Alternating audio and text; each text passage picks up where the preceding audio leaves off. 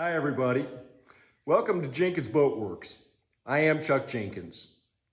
In this video episode, we continue our work on our San Marcos stand-up paddleboard.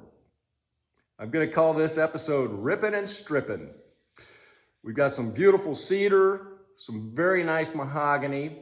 We're going to rip some strips, see what it's like when we scarf some of the mahogany together, and then try to lay down our first center strip. It's kind of critical because we got to get it straight. We have some good success in this, and hopefully if you are working on a paddleboard or a similar project, we hope that we'll be able to provide you with some good tips on how to get this done. If you happen to be new to the channel, welcome. We're glad you're here. If you like the video, please consider subscribing. And if you do subscribe, you can click the little bell down below and get updates on future videos. This is going to be an ongoing project and a detailed look at how we get this put together. Let's jump in and see what kind of progress we can make. All right, so we're going to rip some strips. We got a beautiful piece of cedar from Lowe's. It's 12 foot long. It's a 1x6 deck board, not treated. But I found it, had no knots in it. I didn't really know what I was going to do with it when I found it. I just always go and hunt through their lumber pile. And when I find one that's real clean and clear, I buy it. So today we're going to rip it. We'll be putting it on the stand-up paddleboard.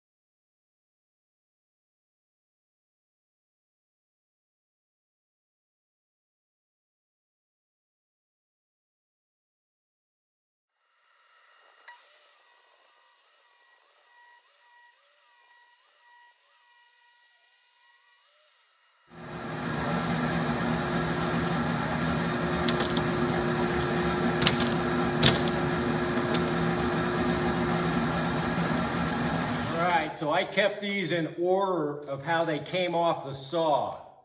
So that'll have a nice way to tell how the grain's going, and they'll match a little better. So we got 15 strips out of this, which is awesome. Not a knot in it. And so we're gonna go ahead and tape these together so they stay in order.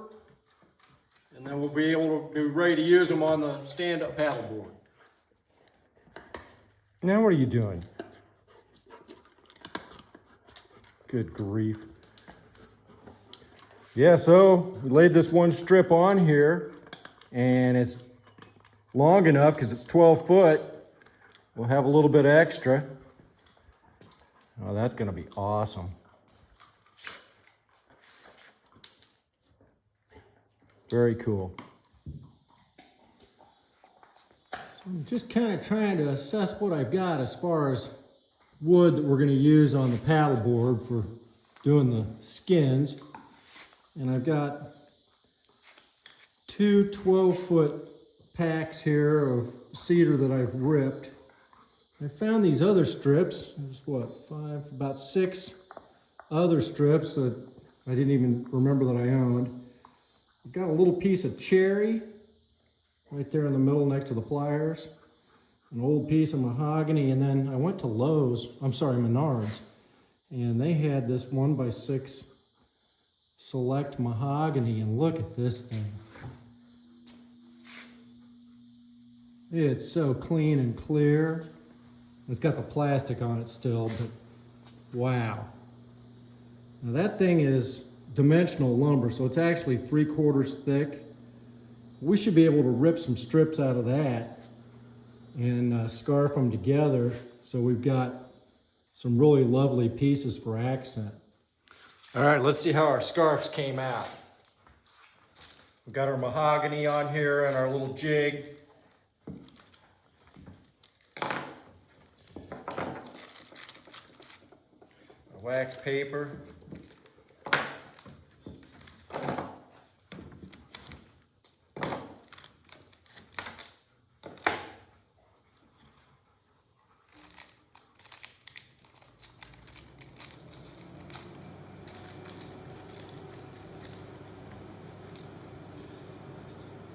Good. Wow. Can't even hardly see it. Sand that down just a little bit. Those look good. It looks good. Now this one I was a little worried about. It looks really good on that side. Not quite so good there, but I think it's going to be okay. We'll sand that down a little bit. Maybe actually better using that as the top side. So get an idea what that might look like over on the boat. Yeah, so we'll have that piece of cedar down the middle, and then the mahogany on both sides of it. Oh yeah, that's gonna be pretty. Huh, cool. All right, so we're gonna start gluing a couple of strips down on here, and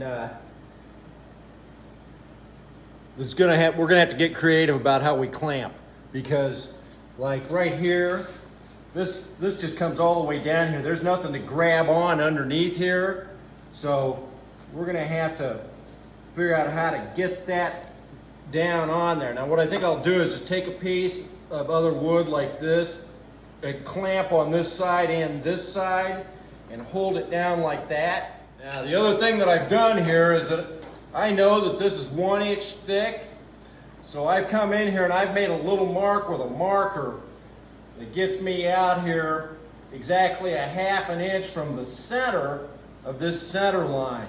And I've marked each one of these so that I know that when I get this on here, I want that to line right up with those marks. And this looks pretty straight, but I fear that maybe it's got a little bit of warp bend to it. And this first strip is critical for getting it straight. So we're gonna take a big long ruler, straight edge like this.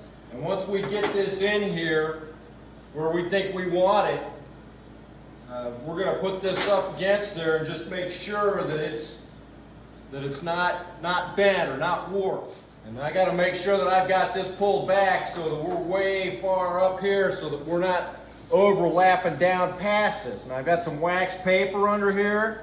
I don't want to glue any of this down to the strong back. So we're gonna just come right up to there, clamp that down. So we'll start putting some glue on here and on this, and then we'll start gluing it up. And we're gonna use Tight Bond 3, so we're gonna have time to get it clamped down. I think it's gonna be pretty. Let's see how it goes. I got a little bit of hot glue that's kind of on top of here. I'm gonna just go through and make sure I got these cleaned off good before we try to do this. Yeah, see, I just pulled off a piece right there. It's got a little sanding block and some 80 grit. Just come on there.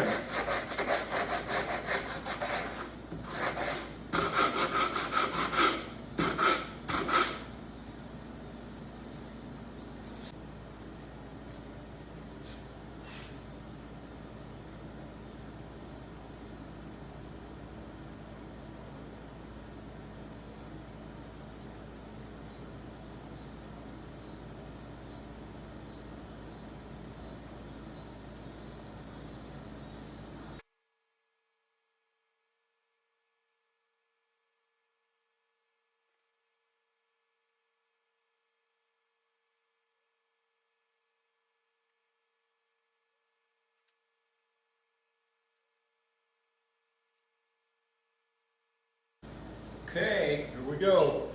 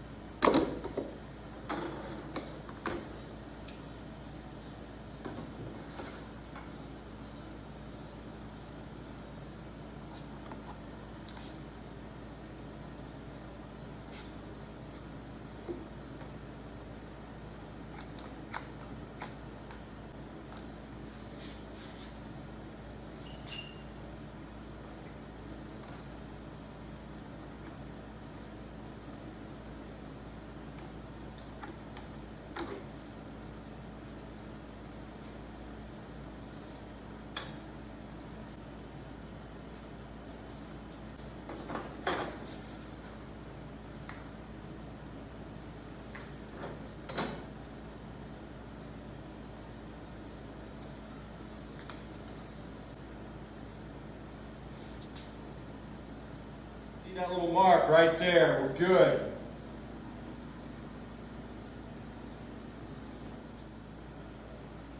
Kind of eyeball it, look at it, see if it looks like it's straight. It looks to me like it's going like this.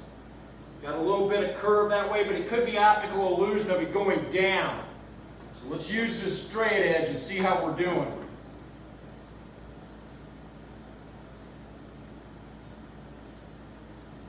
No, it was not an optical illusion. See, I can see a big gap right here. So this needs to come in like that.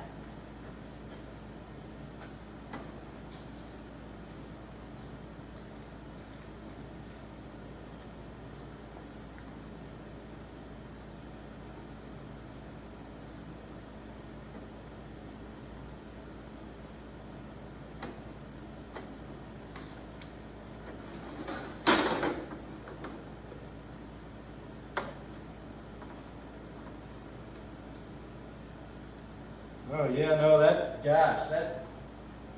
see that big gap right there?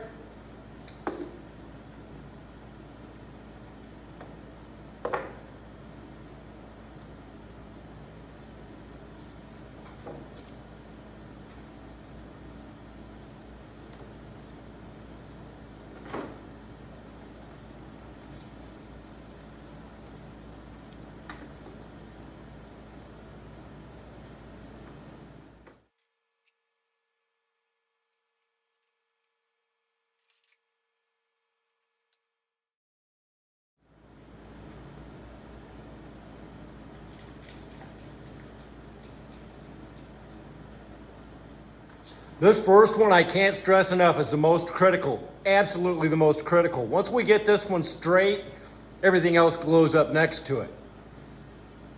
We're really close. It looks really good.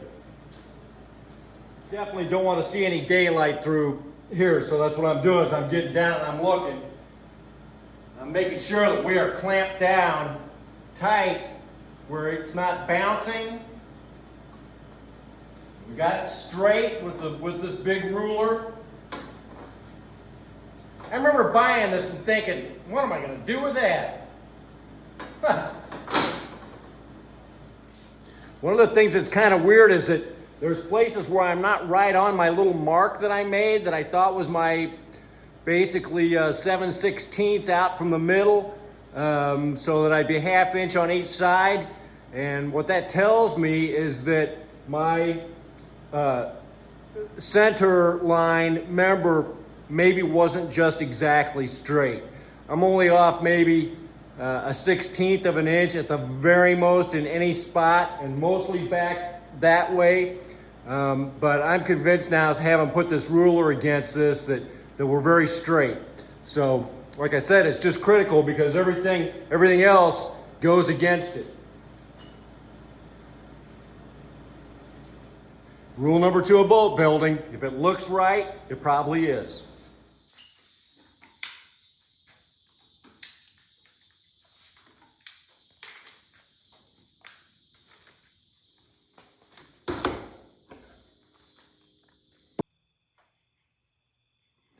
If you like the video, remember to like and subscribe. We'll see you next time.